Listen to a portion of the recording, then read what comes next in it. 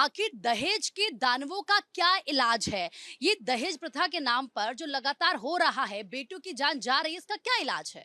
नहीं, बिल्कुल निश्चित रूप से बहुत ही दुखद है, निंदनीय है और मैं कड़े शब्दों में भारत 24 न्यूज़ चैनल के माध्यम से भी आपके माध्यम से इसकी निंदा करना चाहूँगा और आपने ये विषय उठाया विशेष रूप से आपका भी मैं धन्यवाद करना चाहूँगा और भारत 24 न्यूज़ चैनल का भी धन्यवाद करना चाहूँगा। और जहाँ तक विषय दहेज प्रथा का, ये बहुत ही दुखद है और आज भी ये प्रथा चल रही है, इससे बड़ा दुखद मैं समझता हूँ ये चीज़ है। और उसके साथ-साथ जहाँ तक विषय एक तरीके से हमारी पार्टी का, तो हमारी पार्टी तो इसके खिलाफ है, हमारी पार्टी नहीं समाज भी इसके खिलाफ है। लेकिन जहाँ तक विषय है इसे पॉलिटिसाइज़ करने का, मैं समझता हूँ इसे पॉलिटिसाइज़ भी नहीं किया जाना चाहिए, नंबर 1। नंबर 2, जहाँ तक सरकार का विषय है तो सरकार इस विषय को लेके पूर्ण रूप से सख्त है। और जहाँ तक सरकार के सख्त होने का सवाल है तो केंद्र सरकार हो, राज्य सरकारें हों हमारी, जहाँ-जहाँ हमारी सरकार है, लॉ एंड ऑर्डर की अगर बात कर ली जाए तो पूर्ण रूप से इस विषय को लेके सख्त है। अगर इस प्रकार की कहीं घटनाएँ घटित होती हैं तो कठोरतम कार्रवाई की जाती है, किसी को नहीं बख्शा जाता, ना बख्शा जाना चाहिए। लेकिन सवाल ये भी उठता है जिस प्रकार से घटनाएँ घटित हो रही हैं तो समाज में सोचनीय विषय है और एक तरीके से सामाजिक विषय, इस पे सामाजिक चिंतन की आवश्यकता है और सामाजिक एक तरीके सोशल अवेयरनेस की आवश्यकता है। कानून है, इसके खिलाफ कानून है, लेकिन उसके बावजूद 1 नहीं, 2 नहीं, हर दिन हम ऐसे मामले देख रहे हैं। क्या अब और कड़ा कानून को करने की ज़रूरत है? देखिए, कानून कड़ा करना एक सराहनीय कदम हो सकता है, लेकिन जो सबसे इम्पोर्टेंट चीज़ है, हम हैं, आप हैं, हर किसी को सोच बदलना पड़ेगा। क्योंकि ये जो फीमेल के ऊपर जो अत्याचार हो रहा है दहेज को लेके या किसी भी और नाम ले लो, उसको जलाया जा रहा है, मारा जा रहा है, कुछ भी। तो ये लोग क्यों नहीं समझ पाते? ये ओवरऑल साइकिल है। आज मैं किसी की बहन को या किसी को बेटी को करा तो कल वही सिचुएशन मेरे साथ हो सकता है।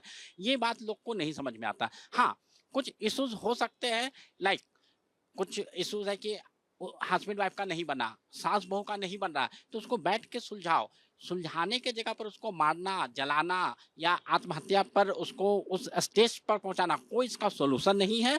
तो इस कानून को ऑलरेडी मुझे लगता है कि दहेज वाला जो कानून है, जिस पर बहुत ज़्यादा ऑलरेडी हाइप किया हुआ है, बहुत ज़्यादा कड़ाई किया हुआ है, इसको और ज़्यादा अच्छे से हम लागू करें, वो इम्पोर्टेंट है। और जो उससे ज़्यादा इम्पोर्टेंट है कि जो लड़की के माँ बाप है, मैं भी उसमें एक हूँ, मैं भी किसी का भाई हूँ, मैं भी किसी का पिता हूँ, जो अभी छोटी सी बच्ची है। तो इसमें लड़की वाले हैं, माँ बाप हैं, भाई बहन हैं, उनको कदम उठाना चाहिए कि जैसे ही उनको पता चले कि उनकी बच्चियों की तरफ से कोई इश्यूज आ रहा है, उस पर वो कदम उठाएं। जो हम आजकल मतलब जो अभी तक चलता आ रहा है कि हमने बेटी को शादी कर दिया तो वो दूसरे घर की प्रॉब्लम में हो गई, मैंने प्रॉब्लम सॉर्ट आउट।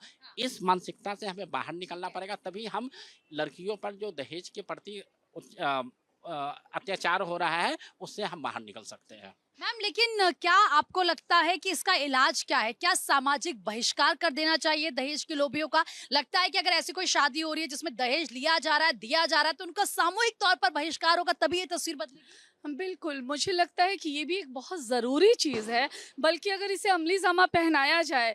मैं तो इसे ये कह रही हूँ कि जो एक नियम कानून दहेज के खिलाफ बने, उसमें एक चीज़ ये भी आना चाहिए कि एक लिमिट तय कर देनी चाहिए कि इससे ज़्यादा खर्च आप ना करें शादियों में। क्योंकि जब हम आर्थिक इंडिपेंडेंसी की बात करते हैं, अभी जब प्रधानमंत्री जी, माननीय प्रधानमंत्री कह रहे हैं कि हमें विदेशी मुद्रा के ये से बचने के लिए बहुत सारी चीज़ों में ज़रूरत है कटौती करने की, तो मेरे ख्याल से ये शो और पंप जो है, जो ये मटेरियलिस्टिक चीज़ें हैं, इस पर भी एक लिमिट लगनी चाहिए कि क्यों कर रहे हैं आप इतना फालतू खर्च। और दूसरी बात क्या है कि एक मोरल एजुकेशन की बहुत बड़ी जरूरत है, वो लड़के के माँ बाप और लड़के के माँ बाप दोनों के लिए काउंसलिंग की बहुत जरूरत है कि भाई अगर आपने लड़की को इतने ढंग से पढ़ाया लिखाया है तो फिर आप क्यों ही दहेज दे रहे हैं? आप रिफ्यूज कीजिए ना वैसी जगह शादी को। अगर 90% लड़की वाले जिस दिन रिफ्यूज करना शुरू कर देंगे, उस दिन खुद लड़के वाले इस मोड में आ जाएंगे कि वो आपके हिसाब से उस शादी को करें और सम्मानजनक तरीके से करें। लेना देना एक अलग की बात है, मेरी भी बिटिया है, मेरा भी दिल करेगा मैं उसकी शादी में कुछ दूं, पर मेरा दिल करेगा तो मैं दूं, मैं किसी प्रेशर में ना दूं, किसी दबाव में ना दूं, या उस लेने या देने के लिए मेरी बेटी को कल किसी भी इस तरह की बुरी स्थिति से ना गुजरना पड़े। अभी ये जो 2 कांड लगातार हुए हैं, दोनों में लड़कियां अच्छी पढ़ी लिखी थी, और सबसे दुखद बात यह है कि जिस तरह के उसमें व्यूज आ रहे हैं, वो भोपाल वाली घटना में जो डिस्ट्रिक्ट मजिस्ट्रेट रिटायर्ड उसकी सास हैं, उनके जब मैं वर्जन सुन रही हूँ तो मैं शॉक्ड हो जा रही हूँ कि आप एक मर चुकी लड़की के बारे में कह रहे हैं कि वो ड्रग एडिक्ट थी। 1 साल आपका लड़का कोर्टशिप कर रहा था तो आप क्या कर रहे थे? आपको पता नहीं चल रहा था? 5 महीने आपके घर में आकर वो इतनी बड़ी ड्रग एडिक्ट हो गई कि उसने सुसाइड कर लिया। और अगर आपको ऐसा लग रहा था तो आपने तभी उसके माँ बाप को क्यों नहीं फोन किया, क्यों नहीं कहा कि हाँ भैया ठीक है, आपकी ये लड़की हमारे घर में संभलने लायक नहीं है, आप इसे ले जाइए। तो ये जो तरीके हैं, जो मतलब इस तरह की जो एक सोशल क्रूरता है वो दूर होनी चाहिए। और मतलब ये बहुत ही दुखद चीजें हुई ये हैं। बहुत दुखद है। लेकिन मैम क्या लगता है कि दहेज लेना, दहेज देना ये क्या स्टेटस सिंबल है क्या? आजकल लोगों को लगता है कि हम इतना देंगे, इतना दिखावा होगा, समाज को दिखाएंगे, ये कैसे खत्म होगा? देखिए आप उसमें अगर प्रीति जी देखें तो आज का पंप एंड शो का बहुत ज़माना है। मेरी जेब में 2 रुपये नहीं है, लेकिन मैं खर्च 10 रुपये करना चाहता हूँ। उसी का ये नतीजा है, जो कि आज अगर मैं आज वीडियो देख रही थी, उसमें दीपिका नागर के फादर की एक स्टेटमेंट आ रही थी कि उन्होंने मेरी लड़की की शादी 2024 11 दिसंबर को हुई, उसके बाद वो लगातार वहाँ प्रताड़ित होती रही। हम लोग बैठ के उसका संज्ञान लेते रहे। आप संज्ञान लेते रहे, आपने कभी आपने ऐसा कोई कदम नहीं उठाया, ठोस कदम किया तो उसे घर लेके आते या पंचायत बिठाते। आपने न पुलिस कंप्लेन करी आज तक, क्योंकि आप कल भी जिस दिन उसकी डेथ हुई उससे पहले दिन भी वो गए। अगर आपने कोई लग रहा था कि वो दहेज के लोभी हैं, उन्होंने कहा मुझे तो फॉर्च्यूनर मिल रही थी पहले, तो जब आपको आज पता है, आज आप चैनल पे बोल रहे हैं कि वो हिस्ट्री शीटर है, तो ये आपको रिश्ता करने से पहले सोचना चाहिए था। ये भी मानसिकता अपने पेरेंट्स को भी, लड़की के पेरेंट्स को भी और लड़के के पेरेंट्स को भी बदलनी होगी। आज जो भी दोनों घटनाएं हुई हैं, दोनों नोएडा की बच्चियां हैं, और एक की भोपाल में और एक की नोएडा के अंदर। जो भोपाल में है उनकी जो मदर है रिटायर्ड जज हैं, खुद उसका हस्बैंड क्रिमिनल लॉयर है। अगर हम देखें तो हम एज ए लॉयर अगर अपनी कम्युनिटी को इंसाफ दिलाते हैं, ना कि हम हत्यारे बन सकते। अगर आप उस स्टेटस में हैं और आज आप मरने के बाद उसके जो स्टेटमेंट्स आ रहे हैं वो बहुत शेमफुल है। और एक लेडी हो के आप एक लेडी के ऊपर ऐसे आरोप लगा रही हैं जिनको जस्टिफाई अब मरने के बाद नहीं किया जा सकता। उन्होंने एक स्टेटमेंट बोला था कि मैंने और मेरे बेटे ने with in 3 months 8 lakh rupees उसके अकाउंट में ट्रांजैक्शन करा। अगर आपने इतना बड़ा ट्रांजैक्शन करा तो आपने पेरेंट्स से क्यों नहीं बताया, उससे बैठ के बात क्यों नहीं करी? आपने एक बात कही कि मैंने इसको मध्यस्थ केंद्र के लिए कोई एक लेटर इशू हो रहा था जिसकी उसकी 12 घंटे की या 14 घंटे की ट्रेनिंग होनी थी। आप बार बार एलिगेशन लगा रहे हैं, लेकिन आप कभी ऐसा सोच सकते हैं कि कोई भी बंदा, अगर वो प्रेग्नेंट थी, कोई भी लड़की ऐसी हो सकती है आज के समय में भी, चाहे कितने भी एजुकेटेड हो जाओ, जो प्रेग्नेंट होगी वो अबॉर्शन कराने के लिए इतना झटपटाएगी नहीं। आप फिर भी उसके ऊपर एलिगेशन लगा रहे हैं कि वो बच्चा पता नहीं किसका था, ऐसे।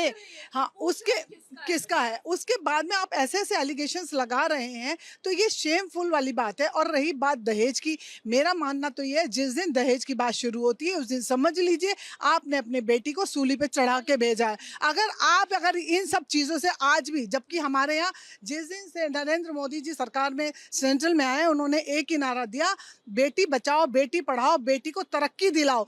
अगर आप आज हम एजुकेटेड हैं तो हम क्यों इतना दब जाते हैं कि दहेज के लिए अगर लड़के वाले मांग रहे हैं तो आपके अंदर इतनी ताकत आज तक क्यों नहीं आई, या हमने अपनी मेंटल स्टेटस इतना क्यों नहीं सेट करा कि हम अपनी बेटियों को अपने घर में रख के उनको बड़ा कर पाए। ठीक है सर, क्या आज जो परिभाषा है वो दहेज की बदल चुकी है? लोग कहते हैं कि भाई हम तो पढ़े लिखे लोग हैं समाज के, हमें दहेज नहीं चाहिए, लेकिन आप गिफ्ट अपनी बेटी को दे सकते हैं, फर्नीचर दे दो, सोफा दे दो, एसी दे दो, फ्रिज दे दो।